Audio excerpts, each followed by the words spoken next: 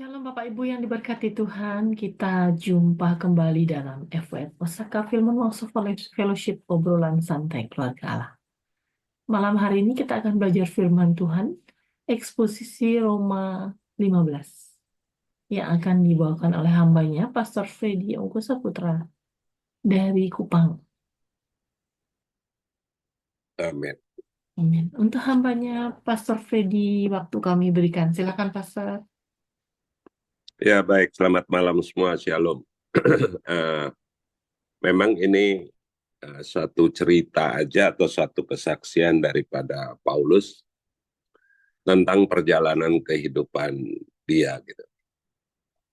Jadi Roma 15 ini ya kalau kita percaya bahwa Paulus itu sukses ya bagus begitu ya. Tetapi kalau yang memandang tidak sukses ya percuma belajar itu ini ya. Jadi karena ini cerita tentang pribadi dia di dalam kehidupan melayani gitu. Lebih condong ke arah situ di dalam Roma 15 ini. Jadi kita perhatikan apa yang disampaikan oleh Paulus melalui Roma 15 ini tentang saling mendukung di antara pelayan atau sesama gereja di dalam pelayanan Paulus di daerah-daerah yang dia kunjungi gitu. Jadi kalau kita baca akan menemukan semua menjelaskan tentang perjalanan hidupnya dan menurut apa yang terbaik menurut Paulus gitu ya. Dan tentunya ada dasar-dasar firman Tuhan yang disampaikan juga di dalam Roma ini. Jadi bisa sukses, bisa merasakan sukacita, bisa menerima damai sejahtera, sukacita, ya menurut Paulus adalah demikian kan gitu. Jadi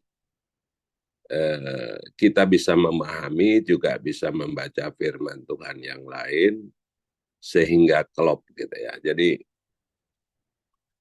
di mana Paulus menceritakan di ayat 1-2 itu penting juga.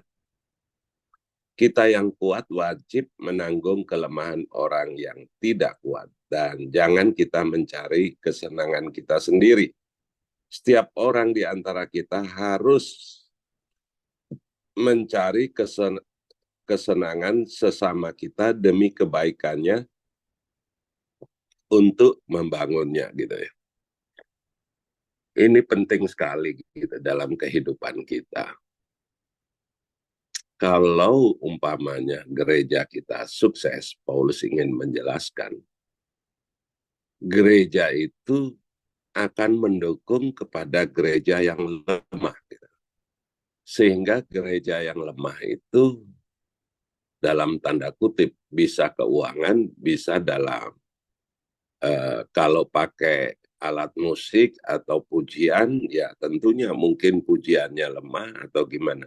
Kalau dalam keuangannya didukung keuangan, kalau di dalam pemberitaan Injil agak lemah, ya bagaimana membantu agar gereja itu bisa berdiri.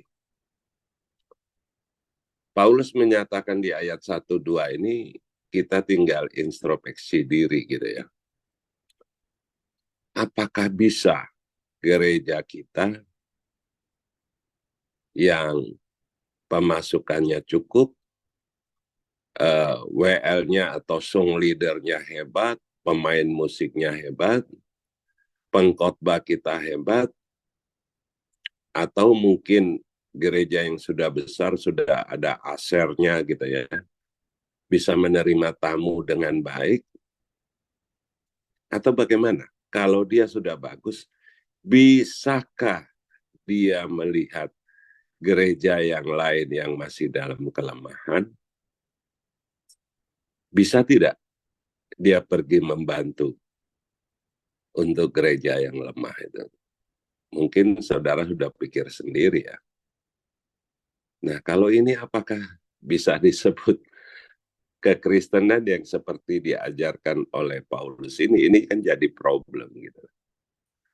Atau seseorang yang mungkin masih pendetanya S1, tetapi berkeinginan untuk ambil S2 dan S3 gitu. Apakah ada pendeta S1 yang sukses mau mendukung temannya untuk melanjutkan mengambil S2, S3?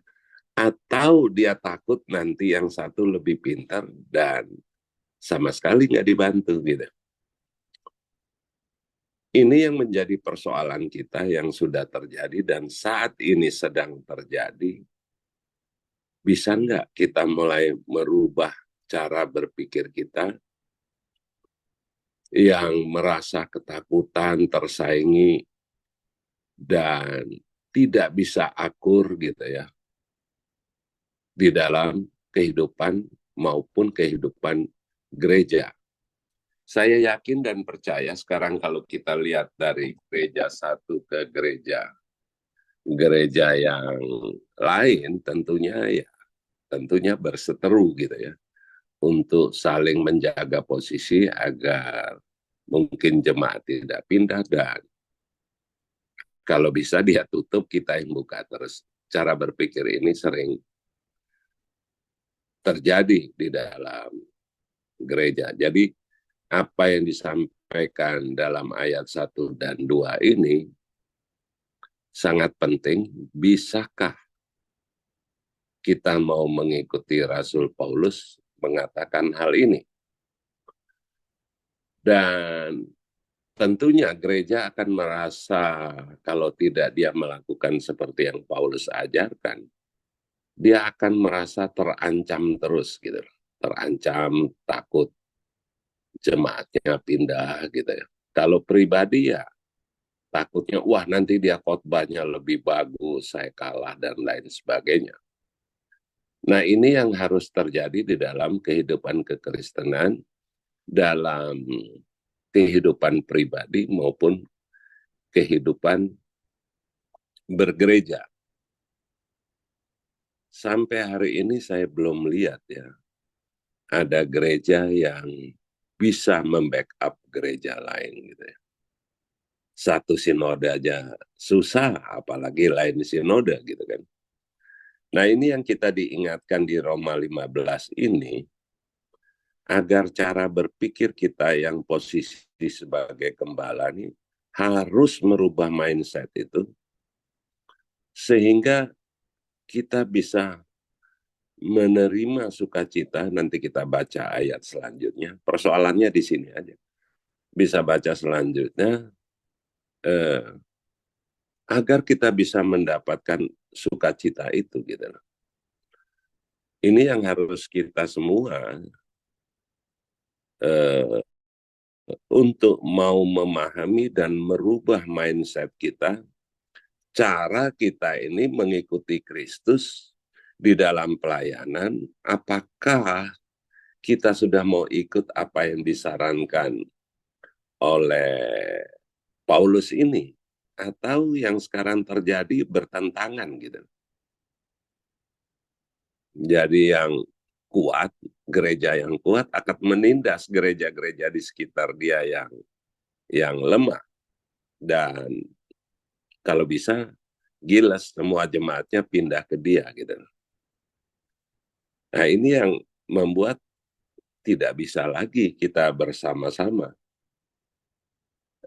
Di ayat 2 itu dia, setiap orang di antara kita harus mencari kesenangan sesama kita demi kebaikannya untuk membangunnya. Jadi ada unsur untuk level kekristenan ini bisa naik bareng-bareng gitu.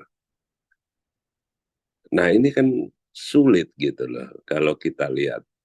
Makanya saya sering bilang bahwa kita kekristenan ini apa betul Kristen atau apa gitu loh.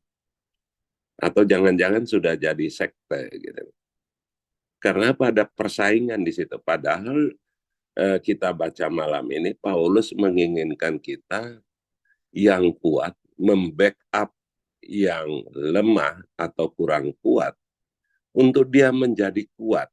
Yang tadi saya kasih contoh tentang pemain musiknya atau penguasaan firmannya, mungkin asyarnya, atau apa hal manajemen gerejanya, atau finansialnya, kalau lemah kita ada kelebihan ya kita bantu gitu untuk bisa naik sama-sama dan sama-sama menjadi senang gitu.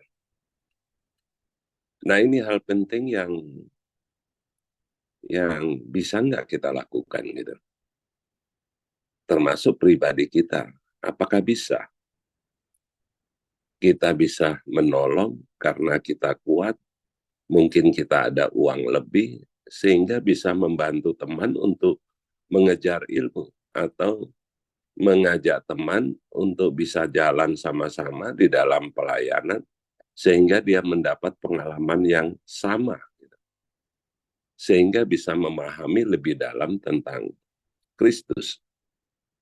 Ini yang saya kira kita di Indonesia ya, atau di luar negeri terlalu kurang pengetahuan saya, tetapi kalau di Indonesia saya lihat nggak bisa gitu, bertentangan betul-betul gitu antara gereja dan gereja, dan sulit ditemukan ada seorang gembala mau bantu kepada eh, gembala yang lain untuk bisa naik tingkat gitu. Kita sulit untuk melihat. Satu sinode aja kayaknya berat gitu. Apalagi lain sinode. Oke, karena itu di ayat 3 katakan, karena Kristus juga tidak mencari kesenangannya sendiri, tetapi seperti ada tertulis, kata-kata cercaan mereka yang mencerca engkau telah mengenai aku. Ya, jadi kita pun akan mengalami. Jadi selama kita masih bisa, kita lakukan. Karena apa yang terjadi di dalam kehidupan Kristus, kita pun akan mengalami. Gitu.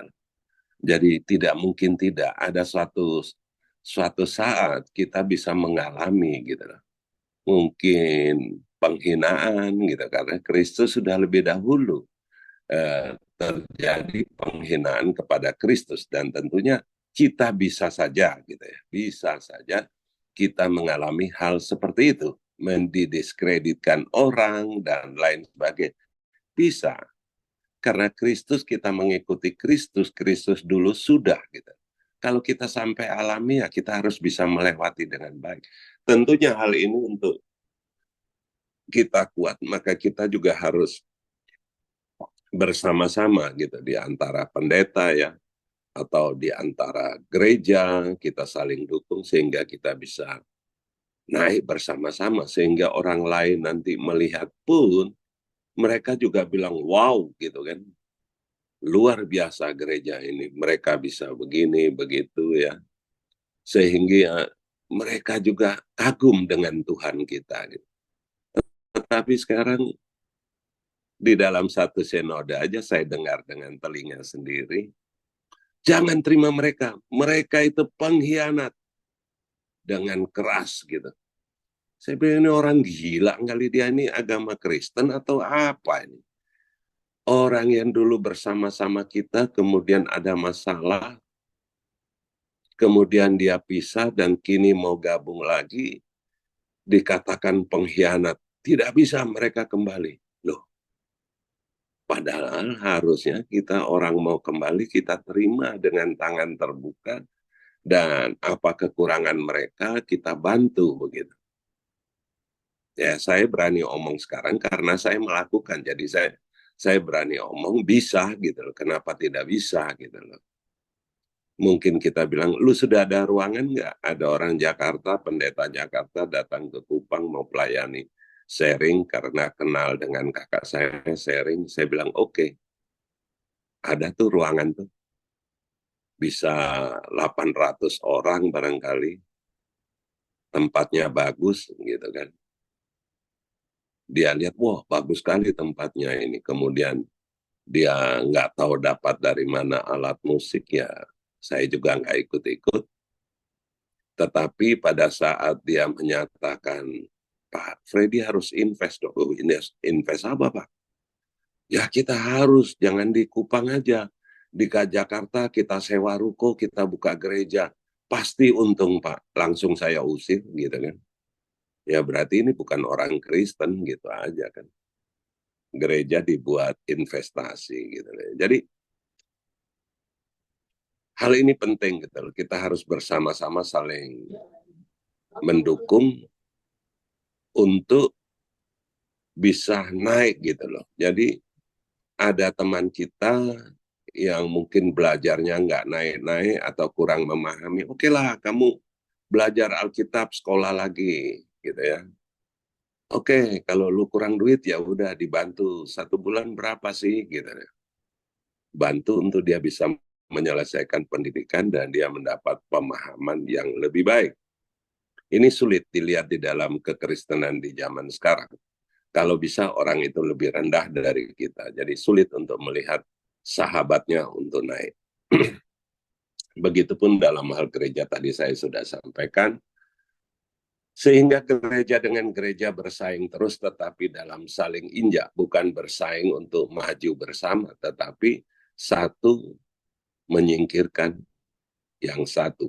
Sehingga makin banyak orang yang mencemooh dalam kehidupan kekristenan kita. Dan apa ya, orang mau ikut jadi bingung atau bisa juga wah nggak beres ini orang Kristen gitu. Ini jadi problem. Nanti ada ayatnya yang menyatakan demikian. Oke, kita lanjut. Ayat 4 tidak ada masalah, ini hanya menjelaskan tentang yang tadi itu. Ayat 5, semoga Allah adalah sumber ketekunan dan penghiburan, pengaruniakan kerukunan ya kepada kamu sesuai dengan kehendak Kristus Yesus. Jadi yang apa yang kita perbuat itu tidak akan menjauhkan di antara kita gitu loh.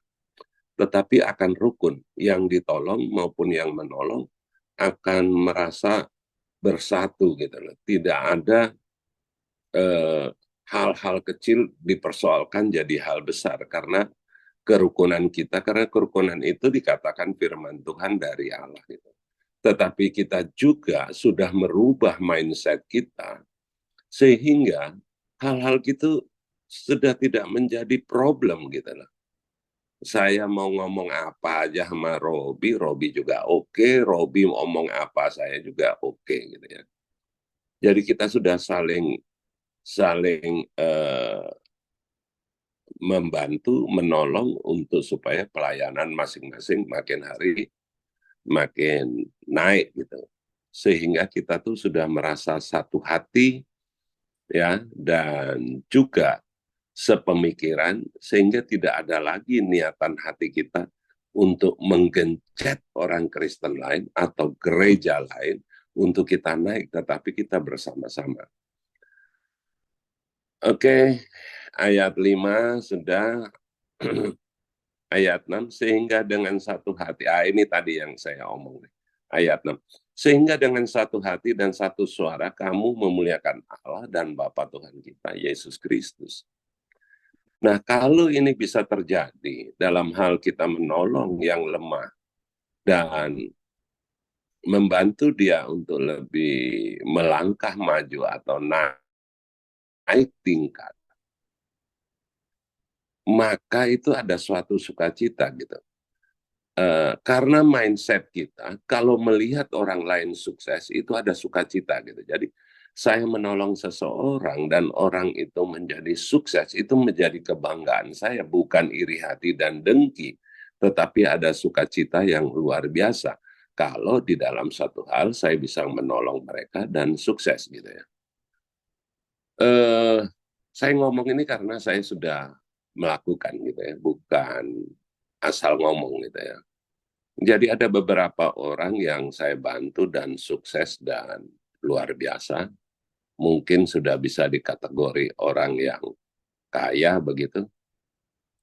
Dan ada yang anak masih umur 19 tahun, sekarang dia sudah mungkin 30-an kali, 30 atau 30 lebih, dari jual roti di dalam apa itu baki gitu ya, dulang atau baki itu, dan dalam hal kebingungan karena kemiskinan, dalam hal kebingungan yang tahu roti itu laku, jual paling titip di toko A, titip toko B mungkin 10 atau 20 biji gitu, dan mungkin bikin tidak lebih dari 100. Kemudian saya tolong mereka, oh kamu nggak punya tempat, oke ini saya kasih ruko satu pakai. Tapi kamu nggak bisa hanya satu macam begini, karena tidak mungkin satu macam ini bisa laku lebih banyak. Kamu kalau bisa pergi Surabaya belajar tentang roti, sehingga nanti kamu bisa buka bakery, sehingga lebih banyak gitu. Dan anak ini menuruti dan dia pergi belajar 1 bulan, kemudian kembali buka. Dan akhirnya sukses gitu. Sekarang bisa memiliki 5 ruko, mobil juga banyak untuk kelilingan itu. Dan sepeda motor dengan roda 3 sudah buka di pinggir-pinggir jalan. Dan betapa bahagianya gitu loh. Sudah bisa memiliki itu dan berhasil gitu. Nah, inilah yang harus ada di hati kita. Sehingga kita orang Kristen nyata di dalam kehidupan gitu loh. Bahwa kita sanggup melakukan apa yang diceritakan di dalam Roma 15 ayat 1-2 itu. Jadi kita harus bisa memberikan segala potensi yang ada dalam kita, yang tadi saya sampaikan, entah itu musiknya, firmannya, finansialnya, asernya, teknik membangun gereja, dan lain sebagainya, kita bisa memberikan diri kita untuk kita bisa menjadi bersama-sama. Kenapa? Kalau itu kita lakukan, sehingga ayat 6 ini menjadi satu hal yang luar biasa. Sehingga dengan satu hati dan satu suara, wow, bagaimana kalau seandainya Indonesia, bahwa kita Kristen, ya, satu hati dan satu suara, kita memuliakan Allah, apa nggak gempar gitu. Tetapi nggak ada gitu. Kita bisa lihat dan nggak ada. Sehingga ini penting sekali bagi kita untuk memahami firman Tuhan dalam Roma 15 ini. Sanggup tidak kita sebagai mengaku Kristen, mengaku sudah percaya, mengaku sudah menerima Roh Kudus, sanggupkah kita? Atau mau tunggu? Tuhan Yesus bilang, aku tidak kenal kamu. Tunggu itu baru percaya. Harusnya berusaha sungguh-sungguh. Bahwa benar-benar kita percaya, melakukan seluruh firman-Nya, sehingga percaya kita itu ya dan amin. Nah, ini jadi problem gitu. Kalau kita benar-benar sebagai percaya, sebagai orang Kristen, pengikut Kristus, dan memahami firman Tuhan dan melakukan, saya kira kita akan menolong semua orang. Dan ini juga sudah dikasih tahu bahwa di sekitar kita, kita orang Kristen di sekitar kita itu banyak orang miskin, atau bukan saja miskin dalam hal keuangan, mungkin dalam problem. Yang harus kita beri jalan dia, kita menolong membuka talinya, sehingga dia bisa explore atau kemampuan dirinya bisa hidup, sehingga dia bisa berpikir dan bisa menjadi jalan keluar bagi di dalam kehidupannya, termasuk dalam kehidupan pekerjaannya dan lain sebagainya, dan terutama lagi dalam hal dia memahami firman Tuhan tentunya. Sehingga kita bersama-sama ini bisa memuji nama Allah, memuliakan Allah. Itu satu hal yang luar biasa gitu ya. Jadi bukan kita punya gereja besar, tetapi kita harapkan bahwa suatu saat nanti kita ini bisa bersama-sama. Mungkin sekarang kita masih kelompok kecil, tapi kalau kelompok kecil kita ini bisa membuktikan kepada dunia, kepada banyak orang, ya saya kira nanti juga beribu-ribu orang akan melakukan, menyatakan bahwa kita satu hati, satu suara untuk memuliakan Tuhan. Atau kita memuliakan Tuhan untuk mencari kesempatan untuk kita ninggalin teman-teman. Ini jadi problem gitu. Jadi mudah-mudahan kita memahami bahwa siapa kita gitu. Posisi kita siapa. Kita belum percaya Tuhan atau kita sudah percaya Tuhan. Ini menjadi problem. Sehingga saya sering mengatakan, sudah sadarkah bahwa kasih Allah yang terbesar itu sudah kita terima, yaitu mati di kayu salib dan pada hari ketiga dibangkitkan. Sudah sadarkah kita itu di situ? Bahwa Allah begitu mengasihi kita, dia sudah memberikan nyawanya untuk kita. Sadar nggak gitu? Satu poin aja itu, nggak usah belajar firman lebih jauh dulu. Sadar nggak gitu? Kalau sadar, saya yakin dan percaya, kita pun bisa berbuat kepada yang lain, yang seperti diajarkan dalam ayat 1, 2 tadi itu. Sehingga apa yang ini kita bisa dapatkan seperti dikatakan ayat 6 tadi, bahwa kita bisa memuliakan Tuhan. Sebab itu terimalah satu akan yang lain, sama seperti Kristus juga telah menerima kita untuk kemuliaan Allah. Ya itu yang kembali lagi, sadar nggak kita orang Kristen bahwa sudah ditolong dengan memberikan nyawanya. Satu hal itu yang penting dalam kita awali untuk menjadi seorang Kristen, sadar nggak? Atau kita mau cari pamor kita sendiri gitu. Sehingga makin hari makin orang tergugah gitu dan bisa melihat kita semua sesama Kristen akur, saling menolong, saling mendoakan, bersama-sama memuliakan satu suara, Yesus adalah Allah. Atau nanti dibilang, oh Yesus bukan Tuhan, gitu kan. Nah, ini kan celaka 12, gitu kan. Yang benar yang Kristen yang mana? Allah Tritunggal apa Allah satu? Atau apa lagi? Allah yang diciptakan atau apa lagi? Nah, ini kan jadi suatu persoalan gitu loh. Di dalam kekristenan kita bisa terjadi demikian. Apa enggak nyesel dia menyatakan sudah percaya kepada Tuhan kita, Yesus Kristus, atau ya itu yang membingungkan. Saya juga bingung. Kalau mereka percaya Kristus, seharusnya seperti yang disaksikan oleh Paulus ini gitu ya. Kita baca selanjutnya. Yang aku maksudkan ya bahwa oleh karena kebenaran Allah, Kristus telah menjadi pelayan orang yang bersunat untuk mengokohkan janji yang telah diberikannya kepada nenek moyang kita. Dan untuk memungkinkan bangsa-bangsa supaya mereka memuliakan Allah karena rahmatnya seperti ada tertulis. Sebab itu aku akan memuliakan engkau di antara bangsa-bangsa dan menyanyikan mazmur bagi nama. Nggak bisa, jawabannya saya. Kenapa? Sesama gereja aja sudah saling mengolok, sesama orang Kristen aja sudah saling menjatuhkan, tidak memahami arti penebusan Kristus itu aja nggak ngerti. Bagaimana bisa? Apalagi orang lain eh, bisa mengikuti kita. Yang kita sudah mengenal Kristus, sudah ditebus Kristus, itu aja nggak mau. Lah tadi kan dikatakan, dengan kita bisa satu satu hati, satu suara memuliakan Allah. Ya gemparlah. Kapan itu bisa?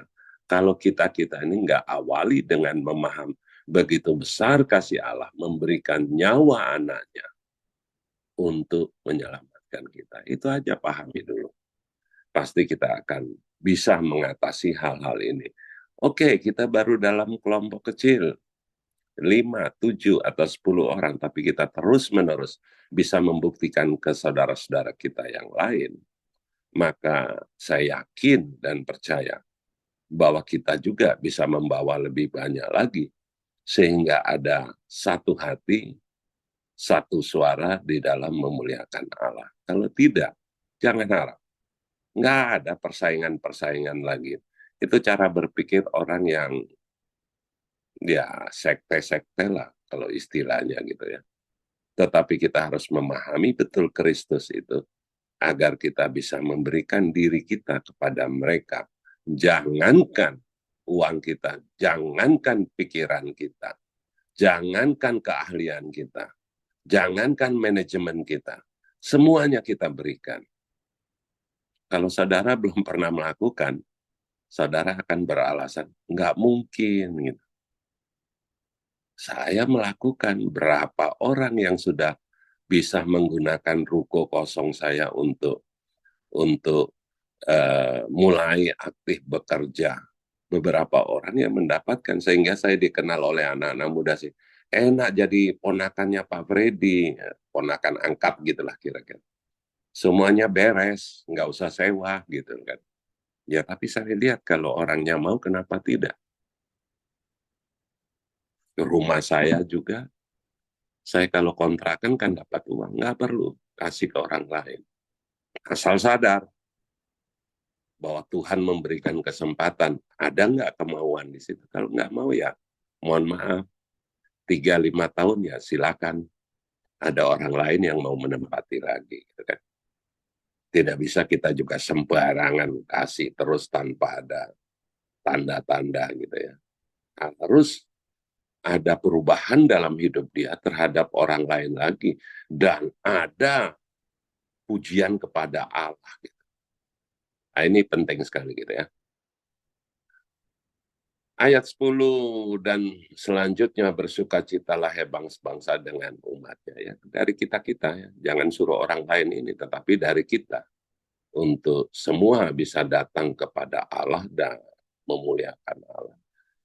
Dan lagi pujilah Tuhan, hai kamu semua bangsa-bangsa, dan biarlah segala suku bangsa memuji Dia karena kita, gitu ya, karena ketaatan kita, karena kelakuan daripada Paulus berjuang, ya kita tahulah, udah berapa kali dia tenggelam lah, dipukuli orang, lempari batu lah, ditagih orang lah gitu kan. Dan selanjutnya kata Yesaya, taruh dan pangkal Isai akan terbit dan ia akan bangkit untuk memerintahkan bangsa-bangsa dan padanya lah bangsa-bangsa akan menaruh pengharapan. Dan ada efek gitu ya di dalam kita melakukan ini, kita bisa menolong orang, kita ditolong orang lah, bisa terjadi itu. Tetapi dalam kesatuan kita, satu hati, satu suara tadi itu, maka orang ada pengharapan penuh gitu. Mungkin awalnya itu dia berharap ke manusia, bisa saja ada pengharapan kepada manusianya yang kepada dia. Tetapi dengan penjelasan-penjelasan kita, akhirnya dia sadar kalau bukan Tuhan yang menolong dia, bagaimana dia bisa melangkah maju? Orang lain bisa kasih ruko, bisa kasih modal. Tapi apakah dia bisa berhasil? Nggak mungkin. Itu hanya jalannya. Saya memberikan ruko, memberikan bantuan fasilitas dan uang. Tetapi Allah menolong dia, memperbaiki diri dia, sehingga dia bisa menjadi sukses. Ada orang yang dikasih dan nggak bisa apa-apa juga. Bisa terjadi gitu. Jadi ya mungkin kita bisa tanam pepaya, tapi sabar dulu. Oke lah, dia bisa bertumbuh, disiram-siram dia tumbuh. Tapi bisa nggak pepaya itu berbuah? Sabar dulu bos, nanti dia cuma keluar bunganya aja, tidak berbuah. Tetapi hanya keluar bunga-bunganya aja, alias dibikin sayur. Tidak bisa menikmati buah daripada pepaya itu gitu. Jadi kita ini hanya prasarana, tetapi di dalam ayat 1-13 ini, bahwa untuk menguatkan kita dan ada perubahan di dalam mindset kita, bahwa kita berperan gitu loh. Kalau benar kita ini sebagai orang Kristen. Harus, tidak bisa tidak. Kalau tidak, ya sama, kita memberikan teladan yang akan diketawain orang gitu. Ya, jadi berusahalah, mungkin kata gampang, berusahalah tangan di atas. Jangan tangan di bawah. Tetapi lebih banyak orang Kristen lebih senang tangan di bawah daripada tangan di atas.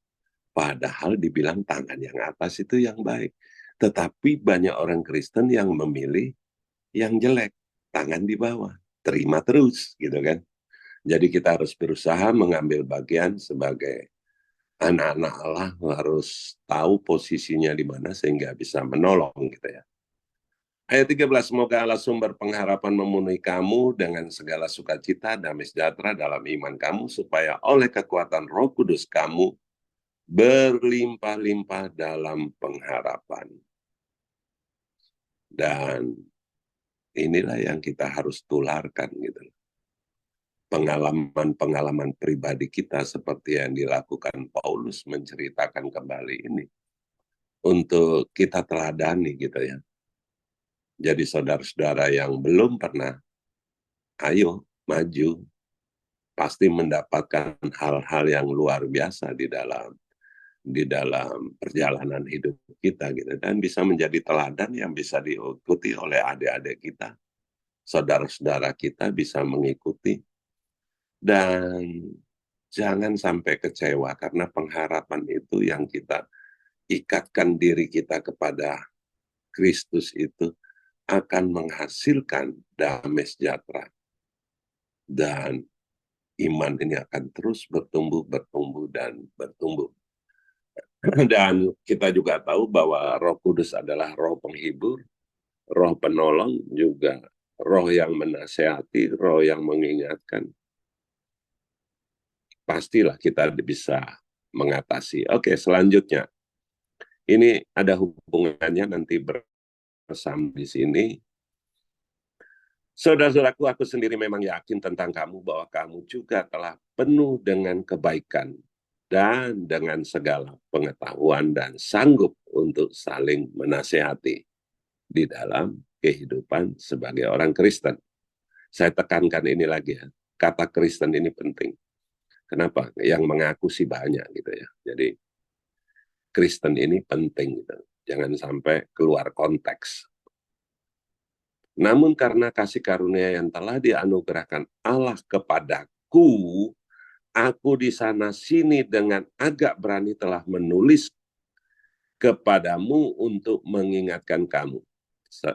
Teman-teman perhatikan. Karena kasih karunia yang telah dianugerah Allah kepadaku, apa? Hidup kekal itu, gitu. Memberikan anaknya yang tunggal itu, agar kita mendapati kehidupan kekal itu. Nah, kita sudah merasa nggak? Atau percaya kita bohong-bohongan? Gitu. Nah, ini jadi problem. Hal ini yang tahu kita dan Allah aja gitu. Orang lain nggak bisa tahu. Tetapi benar nggak kita sudah percaya gitu. Makanya si Paulus menjelaskan bahwa dia sudah menerima gitu. Jadi dia itu terus menggebu-gebu untuk bisa mengajarkan kepada banyak orang. Yaitu bahwa aku boleh menjadi pelayan Kristus Yesus bagi bangsa bukan Yahudi dalam pelayanan pemberitaan Injil Allah, supaya bangsa-bangsa bukan Yahudi dapat diterima oleh Allah sebagai persembahan ya yang berkenan kepadanya, yang disucikan oleh Roh Kudus. Nah, kita mau berperan ke situ, oke, ya, sampai seperti Paulus, monggo ya, bisa memberitakan firman Tuhan supaya orang bisa dapat juga menikmati keselamatan itu, monggo ya, tentunya itu sesuatu yang indah gitu ya. Jadi dalam Kristus aku boleh bermegah tentang pelayananku bagi Allah. Ya silakan gitu loh. Boleh ada kebanggaan, tetapi yang pasti memahami dulu Apa lu sudah sadar bahwa lu sudah ditebus? Atau lu cuma main-main gitu loh. Nah, ini kan problem. Kalau dari awal kita bisa memahami dengan baik, tentu kehidupan kita otomatis berubah gitu loh. Jangan lagi ada kata-kata kedagingan-kedagingan alasan itu lagi. Nggak ada. Harusnya sudah tidak ada itu. Jadi semua dari mindset kita pada saat menerima Kristus sebagai juru selamat kita itu kita benar-benar harus paham. Jangan berlegak-lego alasan ini, alasan itu yang akibatnya bagaimana orang percaya bilang saya masih dalam kedagingan. Kan repot persoalan itu gitu ya. Ini penting bagi kita. Oleh kuasa tanda-tanda mujizat dan oleh kuasa roh demikian dalam perjalanan keliling Yerusalem sampai ke Lirikum aku telah memberitakan sepenuhnya Injil Kristus. Ini tentang perjalanannya saja. Dan dalam pemberitaan aku menganggap sebagai kehormatanku bahwa aku tidak melakukan di tempat-tempat di mana nama Kristus telah dikenal orang, supaya aku jangan membangun di atas dasar yang telah diletakkan orang lain. Tetapi sesuai dengan yang ada tertulis, mereka yang belum pernah menerima berita tentang dia akan melihat dia, dan mereka yang tidak pernah mendengarnya akan mengertinya. Ya, ini memang kita sebagai umpama seperti Pak Weli diundang ke gereja satu, gereja itu. Penting sekali kita berdiskusi dengan gembalanya dulu. Kita jangan langsung khotbah hantam gitu ya. Jadi kalau saya dimintakan, saya jarang mau mengkhotbah di tempat-tempat yang saya tidak kenal gitu ya. Karena saya belum tahu dasarnya mereka ini pemahamannya apa. Gembalanya selama ini ngajarin apa gitu loh. Nah, ini kalau kita datang dan hantam kromo, akan membanting-banting ini si jemaat ini. Loh, kok begini? Gembala saya bilang gini, pengkhotbah bilang begini. Ini harus begini. Makanya sebaiknya sebelum melayani gereja-gereja atau di gereja tempat lain, kalau di gereja kita sendiri kita tahu pendeta khotbah apa, kita tahu oh ini. Jadi sehingga pada saat kita membawakan firman Tuhan sudah dibangun pelan-pelan. Jangan sampai satu orang sudah bangun, sudah mulai pasang jendela, dia bilang enggak, ini terbalik ini. Harusnya mimbarnya sebelah sana, ayo bongkar lagi. Ya, seperti itu nanti terjadinya. Jadi bisa-bisa rumah yang kita bangun itu nggak jadi karena cuma perdebatan antara satu orang dengan orang lain, atau bisa saja terjadi membangun satu rumah karena suami istri, WC-nya nggak bisa, ini pintunya buka kiri, harusnya kanan gitu kan. Satu bilang kanan kena kloset, jadi harus kiri. Kiri nanti orang bisa lihat, pintu lupa kunci bisa kelihatan kalau dibuka dan lain sebagainya. Bisa-bisa rumah itu nggak kelar gitu. Ini yang ingin disaksikan oleh Paulus agar kita bisa mengerti apa yang dimaksud di sini. Bukan kita tidak boleh khotbah, tidak ada gereja di situ nggak boleh khotbah. Tetapi sebaiknya kita harus menanyakan dulu, berdiskusi dengan gembala sidang yang selama ini gini mana. Jadi kita bisa dalam diundang untuk khotbah malah meningkatkan semangat gitu. Jangan sampai jemaatnya yang dibanting-banting karena ada pengajaran atau dasar yang beda sehingga jemaat itu tambah puyeng. Oke, yang terakhir, harapan Paulus untuk datang ke Roma ini singkat aja.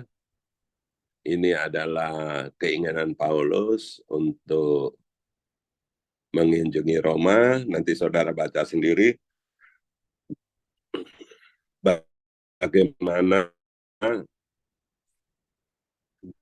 dia mendapatkan dana. Sebab mereka Makedonia dan kaya telah mengambil keputusan untuk menyumbangkan sesuatu kepada orang-orang miskin di antara orang-orang kudus di Yerusalem. Jadi ini yang saya bilang tadi ya. Bisa nggak kita gereja yang sudah mampu, kita berpikir kepada teman-teman yang gerejanya mungkin kurang ini, kurang itu, kurang alat musik, tidak ada mic, karena saya pernah melayani di satu gereja, bukan mic yang dipakai, tapi loudspeaker yang dibungkus sapu tangan. Itu tahun 87 atau 88 itu. Saya kaget memang, loh ini kok loudspeaker kecil dibungkus sapu tangan untuk kita ngomong gitu. Nanti keluarnya cuma di radio bekas yang besar gitu. Saya bilang, aduh, tapi ya memang keadaannya itu. Ya terpaksa pegang loudspeaker kecil itu terus khotbah gitu. Ada, bukan tidak ada. Ya, jadi seperti dikatakan di ayat 26 ini bisa menjadi contoh bagi kita. Saya bisa membantu gereja yang tidak saya kenal, cuma mendapat informasi bahwa gereja itu kalau ibadah duduk di lantai. Saya bilang, saya bisa bantu jemaatnya sekarang berapa?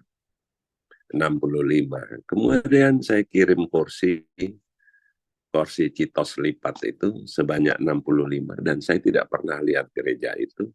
Saya tidak pernah ketemu orang yang mimpin gereja itu, nggak pernah ketemu juga. Tapi saya kirim kepada mereka. Itu di Bengkulu.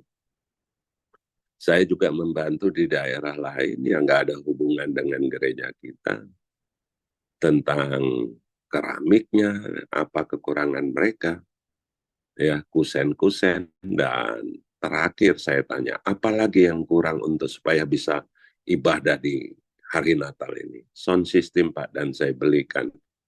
Harganya kalau nggak salah 29 juta, yang gampang dioperasionalkan, hanya tusuk di listrik dan bisa dilakukan. Nggak perlu dia itu sebagai apa kita lihat, tetapi kita ada kemampuan, kita kirim. Ya, ada lagi masjid juga bisa kita bantu, kenapa tidak gitu. Kadang-kadang kan kita kan ada proteksi-proteksi yang kadang-kadang membuat kita jadi orang yang ketakutan. Ya, saya di gereja Katolik mau diresmikan, masalah sound systemnya mendengung, apa gaumnya besar sekali.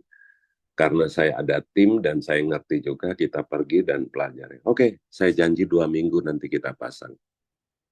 Dan saya belikan sound system, speaker-speakernya yang bagus dan kecil, tetapi banyak. Jadi di dalam gedung itu terpasang 14 speaker yang mahal, yang tidak terjadi gaung. Dan akhirnya pada saat diresmikan oleh uskup, speakernya sudah bisa dipakai gitu. Kan ada sukacita bagi kita. Kenapa? Kenapa kita jadi, nah itu yang bisa tidak kita gitu. Jadi saya harapkan dengan pemahaman yang kesaksian yang diberikan oleh Paulus ini tentang perjalanan hidup dia untuk pelayanan dan kehidupan pribadinya, dan ini akan membuat satu contoh yang baik dari Paulus kepada kita gitu ya, tentang perjalanan ke Roma, dan bagaimana gereja-gereja memberikan tugas bagi Paulus untuk membawa sumbangan-sumbangan itu untuk bisa diberikan gitu ya. Jadi yang satu hal yang penting itu kita harus ingat bahwa di antara orang-orang kudus itu ayat 26 jelas bilang bahwa ada orang-orang miskin, berarti banyak kita ya. Kalau orang-orang miskin berarti banyak di antara orang-orang kudus di Yerusalem. Jadi kita tahu di mana tempat ada orang bertobat, tetap di sekitar orang bertobat itu ada orang miskin. Kita pun pada saat bertobat, pastikan di sekitar kita banyak orang miskin. Nah, itu yang kita harus lakukan apabila kita kuat di dalam pengertian firman maupun finansial, kita harus melihat itu, ya. Jadi agar kita bersama-sama bisa satu hati, satu suara, memuliakan Allah, dan yakinlah bahwa Allah adalah sumber damai sejahtera, selalu menyertai kalian dimanapun berada. Amin. Makasih Bu Ayu. Amin.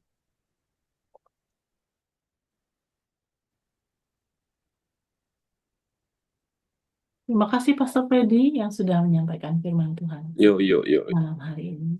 Kita akan masuk diskusi Bapak Ibu. Saya berikan waktu bagi Bapak Ibu yang mau menambahkan atau yang mau bertanya. Shalom Ibu Laura.